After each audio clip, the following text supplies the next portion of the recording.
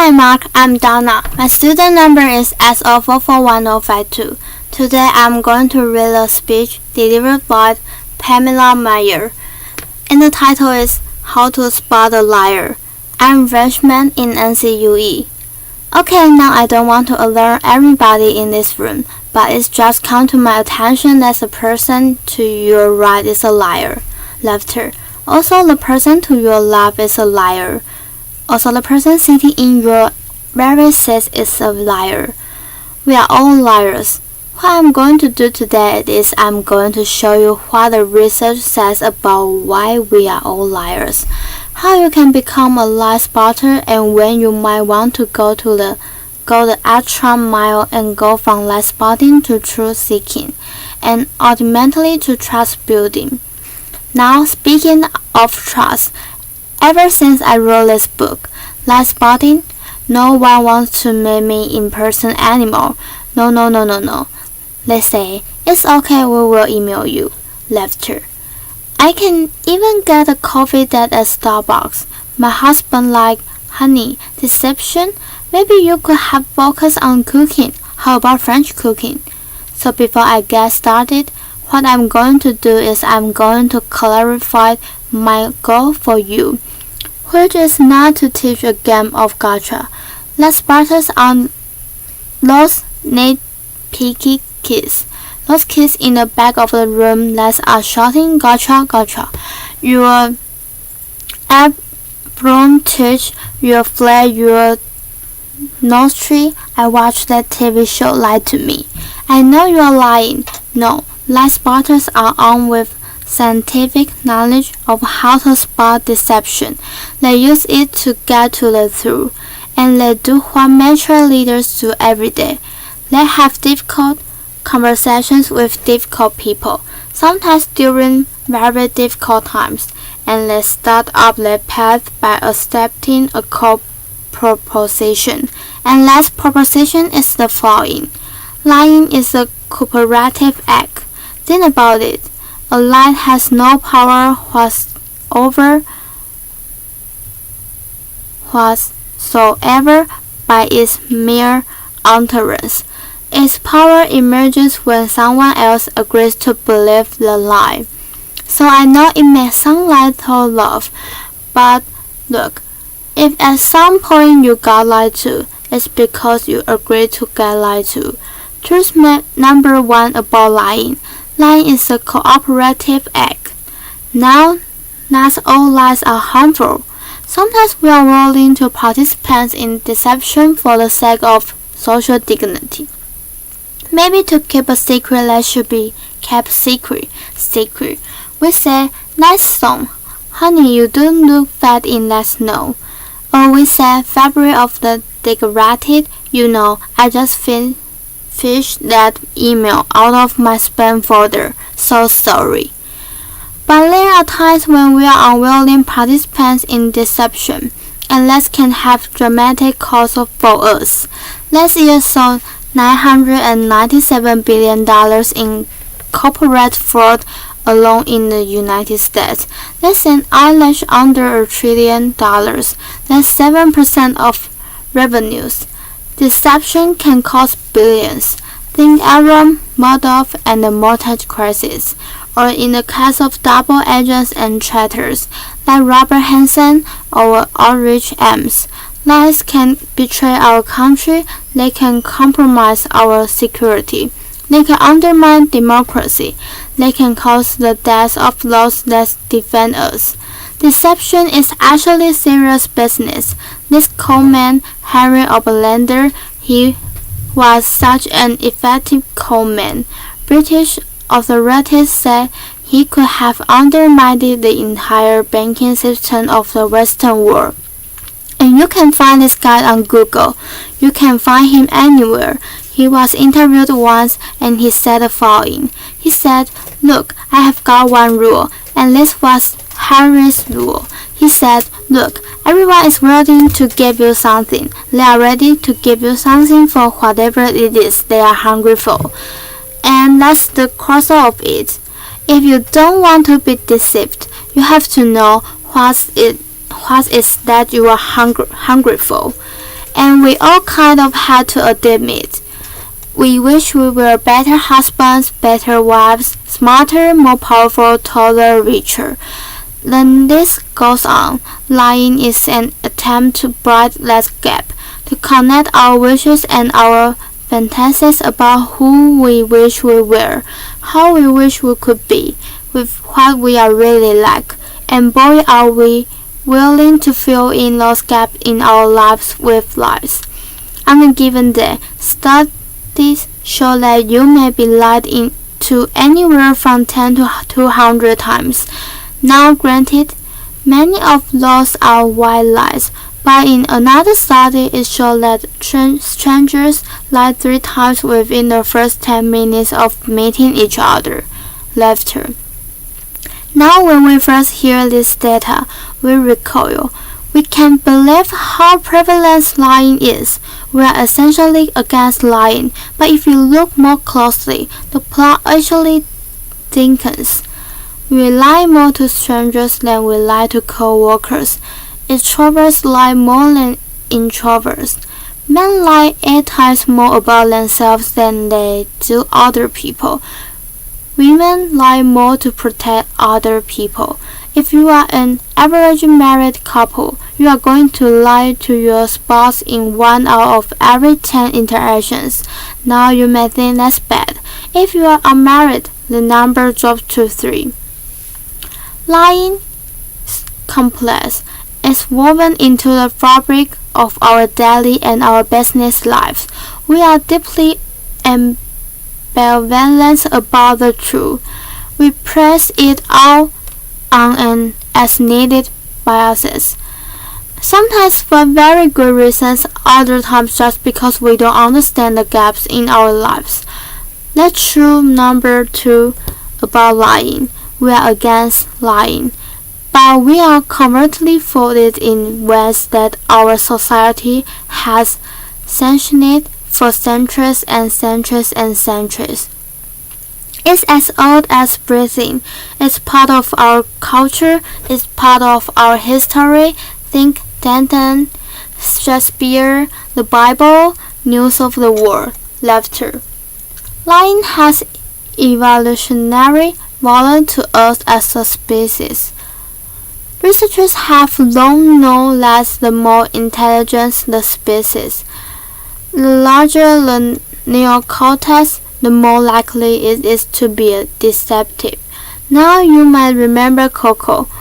Does anybody remember Coco the gorilla who was taught sign language? Coco was taught to communicate via sign language. Here's Coco with her kitten. It's her cute little fluffy pet kitten. Coco once blamed her pet kitten for ripping a sink out of the wall. Laughter. We all hard work to become leaders of the pack. It starts really, really early. How early? Well, babies will fake a cry, pause, wait to see who's coming, and then go right back to crying. 1-year-olds learn concealment. Laughter. 2-year-olds bluff. 5-year-olds lie outright. Then manipulate via flattery. 9-year-olds master of the cover-up. By the time you enter college, you are going to lie to your mom in 1 out of every 5 interactions. By the time we enter this world and we are breadwinners, we enter a world that is just cluttered with spam, fake digital friends, partisan media, ingenious identity thieves, world-class Ponzi schemers, a deception epidemic. In short, what one author calls a post-truth society is been very confusing for a long time now. What do you do? Well, there are steps we can take to navigate our way through the morass. Trend like spotters get to the through 90% of the time. The rest of us, we are only 54% accurate. Why is it so easy to learn? There are good liars and bad liars. There are no real original liars. We all make the same mistakes. We all use the same techniques. So what I'm going to do is I'm going to show you 2 patterns of deception. And then we are going to look at the hotspots and see if we can find them ourselves. We are going to start with speech. I want you to listen to me. I'm going to say this again. I did not have sexual relations with that woman, Miss Lewinsky.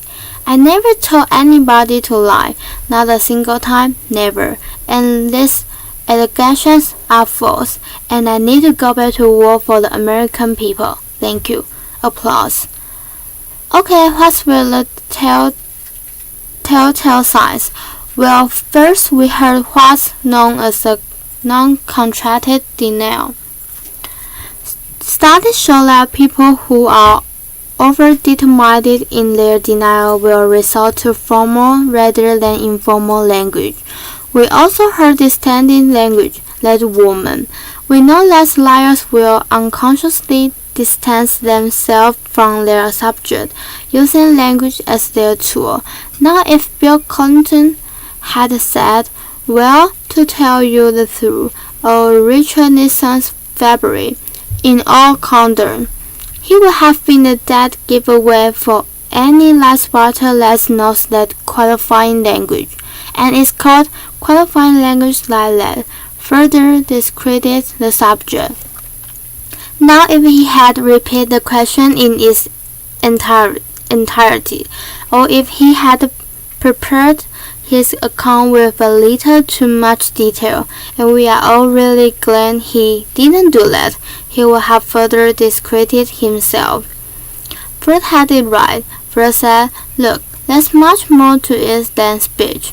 No mortal can keep a secret. If his lips are silent, he chatters with his fingertips. And we all do it no matter how powerful you are. We all chatter with our fingertips. I'm going to show you." Dominic Strauss-Kahn, with Obama who's chatting with his fingertips. Laughter. Now, this brings us to our next pattern, which is body language. With body language, here's what you have got to do. You have really got to just throw your assumption out the door. Let the science temper your knowledge a little bit. Because we think liars fidge all the time. Well, guess what? They are known to freeze their upper bodies when they are lying. We think liars won't look you in the eyes. Well, guess that they look you in the eyes a little too much just to compensate for that myth. We think warmth and smiles convey honesty, sincerity, but the trained lie spotter can spot a fake smile a mile away. Can you all spot a fake smile here? You can consensually contract the muscles in your cheeks, but the real smiles in the eyes, the crossfit of the eyes, they cannot be consciously contracted, especially if you overdo the Botox. Don't overdo the Botox. Nobody will think you are honest. Now we are going to look at the hot spots. Can you tell what's happening in the conversation? Can you start to find the hot spot to see the discrepancies between someone's word and someone's actions? Now, I know it seems really obvious, but when you are having a conversation with someone you suspect of deception, attitude is by far the most overlooked by telling of indicators. An honest person is going to be cooperative. They are going to show they are on your side. They are going to be enthusiastic. They are going to be willing and helpful to getting you to the truth. They are going to be willing to brainstorm, name suspects, provide details. They are going to say, "Hey, maybe it was those guys in payroll. Let's fork those checks." They are going to be infuriated if they sense they are wrongly accused throughout the entire course of the interview. Not just in flashes, they'll be infuriated throughout the entire course of the interview. And if you ask someone honest what should happen to whoever they fraud those checks, an honest person is much more likely to recommend strict rather than lenient punishment. Now, let's say you are having that exact same conversation with someone deceptive. This person may be withdrawn, look down, lower their voice, pause, be kind of herky-jerky. Ask a deceptive person to tell their story. They are going to prepare it with way too much detail in all kinds of irrelevant places, and then they are going to tell the story in strict chronological order. And what the trained interrogator does is, they come in and in very subtle ways over the course of several hours. They will ask that person to tell their story backwards, and then they will watch them squirm, and check with questions produce the highest volume of deceptive tales. Why do they do that? Well, we all do the same thing. We rehearse our words, but we rarely rehearse our gesture. We say yes, we shake our heads no. We tell very convincing stories, we slightly shrug our shoulders. We commit terrible crimes and we smile at the delight in getting away with it. Now that smile is known in the trade as dumpling delight. And we are going to say that in several videos moving forward, but we are going to start for those of you who don't know him. This is the presidential candidate, John Edwards, who shocked America by fathering a child out of wedlock. We are going to see him talk about getting a paternity test. See now if you can spot him saying yes while shaking his head no, slightly shrugging his shoulders. John Edwards, I'd be happy to participate in one. I know that it's not possible that his child could be mine because of the timing of events, so I know it's not possible. Happy to take a paternity test and would love to see it happen. Are you going to do that soon? Is there somebody? Well, I'm only one side of the test, but I'm happy to participate in one. Okay, those headshots are much easier to spot once you know to look for them. There are going to be times when someone makes one expression while masking another that's just kind of leaks through in the flesh. Murderers are known to lack sadness. Your new joint venture partners might shake your hand, celebrate, go out to dinner with you, and then leak an expression of anger. And we are not all going to become facial expression experts overnight here, but there's one I can teach you that's very dangerous and it's easy to learn, and that's the expression of contempt. Now with anger, you have got two people on an even playing field. It's still somewhat of a healthy relationship, but when anger turns to contempt, you have been dismissed. It's associated with moral superiority, and for that reason, it's very, very hard to recover from. Here's what it looks like. It's marked by one lip corner pulled up and in. This is the only asymmetrical expression, and in the presence of contempt, whether or not deception follows, and it doesn't always follow, look the other way, go to the other direction, reconsider the deal, say, no, thank you, I'm not coming out for just one more nightcap, thank you.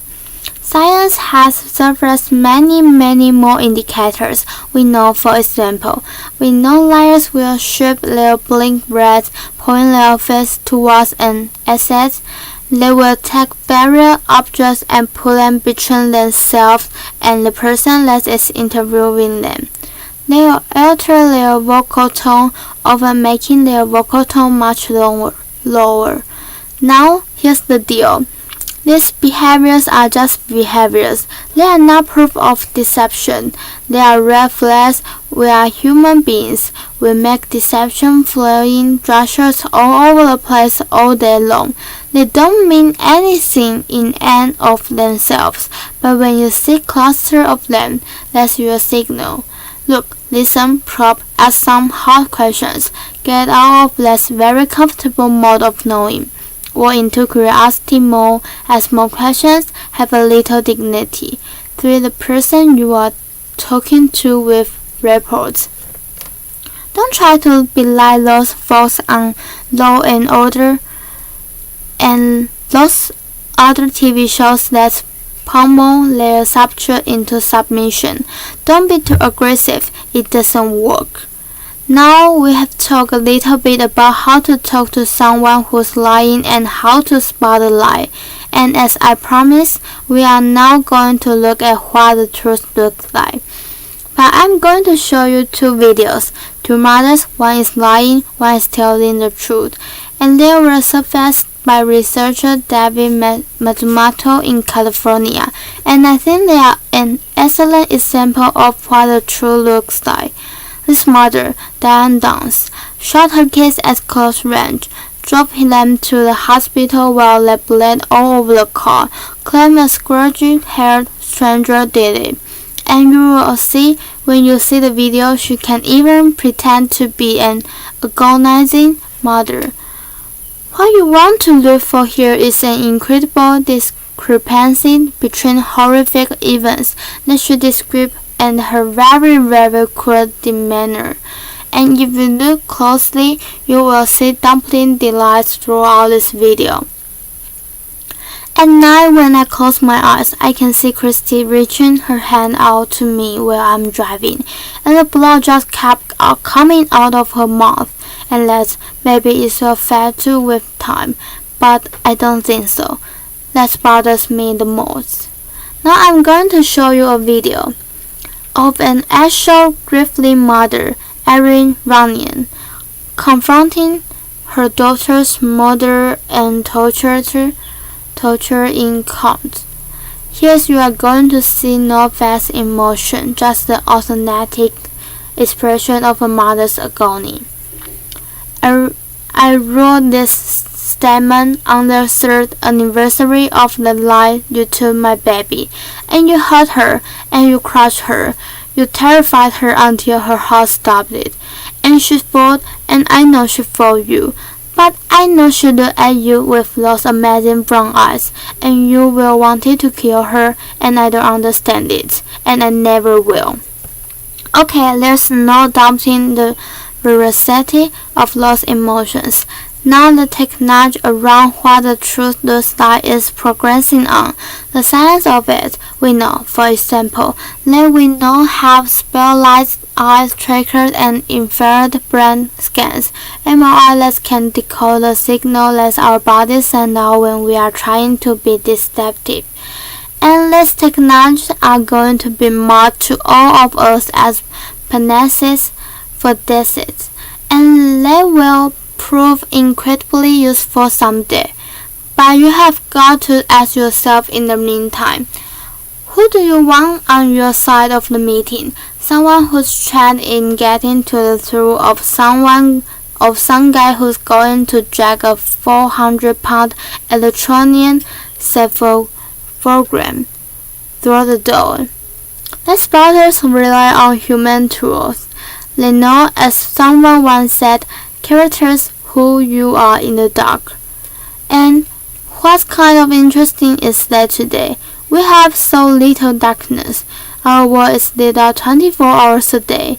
It's transparent with blogs and social networks broadcasting the birth of a whole new generation of people that have made a choice to live their lives in public. It's a much more noisy world. So one challenge we have is to remember, oversharing that's not honesty. Our manic tweeting and texting can blind us to the fact that the subtitles of human decency, character integrity, that's still what matters. That's always what's going to matter. So in this much noisy world, it might make sense for us to be just a little bit more explicit about our moral code. When you combine the science of recognizing deception with the art of looking, listen, you exempt yourself from cooperating in a lie. You step up the path of being just a little bit more espresso, because you signal to everyone around you. You say, hey, my word, our word is going to be an honest one. My word is going to be one where truth is transcended and falsehood is recognized and recognized. And when you do that, the ground around you starts to shift just a little bit. And that's the truth. Thank you. Applause.